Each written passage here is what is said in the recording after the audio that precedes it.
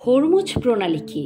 দুটি সাগর বা বিশাল জলরাশির মধ্যে সংযোগকারী সরু পথকে প্রণালী বলা হয়। পারস্য উপসাগরকে ওমান সাগরের সাথে সংযুক্ত করেছে হরমুজ প্রণালী। এই প্রণালীকে বিশ্ববাজারের গলা হিসেবেও তুলনা করা হয়, কারণ তেল সমৃদ্ধ দেশগুলো মধ্যপ্রাচ্যে অবস্থিত।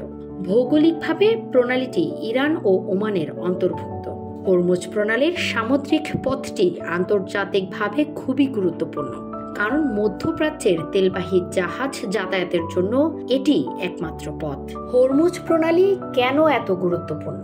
হরমুজ প্রণালী দিয়ে প্রতিদিন গড়ে প্রায় 2,10,00,000 ব্যারেল অপরিশোধিত খনিজ তেল পরিবহন করা হয়। শুধু তাই নয়, বিশ্বে উৎপাদিত সকল তরলীকৃত প্রাকৃতিক গ্যাসের 1/4 এই হরমুজ প্রণালী দিয়েই সারা বিশ্বে ছড়ায়। পারস্য উপসাগর অঞ্চলে থাকা শীর্ষ তেল রপ্তানিকারক দেশগুলোর অবস্থানের কারণে হরমুজ প্রণালী দিয়ে এত বিপুল পরিমাণ তেলের প্রবাহ নিয়ন্ত্রিত হয়, আর এই জন্যই হরমুজ প্রণালী এতটা গুরুত্বপূর্ণ।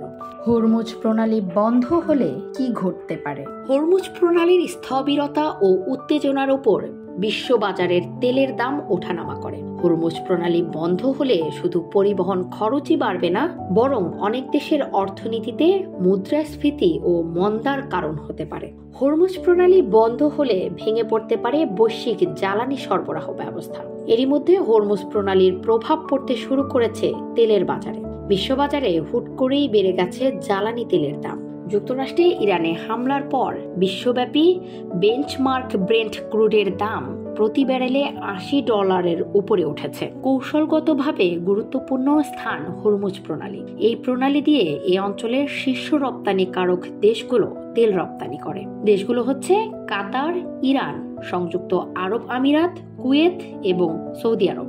আর এই দেশগুলো বিশ্ববাজারের বেশিরভাগ তেলের যোগান দিয়ে থাকে। এক কথায়, হরমুজ প্রণালী বন্ধ হলে ক্ষতিগ্রস্ত হবে এশিয়া, ইউরোপ, আমেরিকা সহ বিশ্বের বেশিরভাগ দেশ। ইসরাত জাহান মনিকা, ডেস্ক রিপোর্ট, দেশের কণ্ঠ।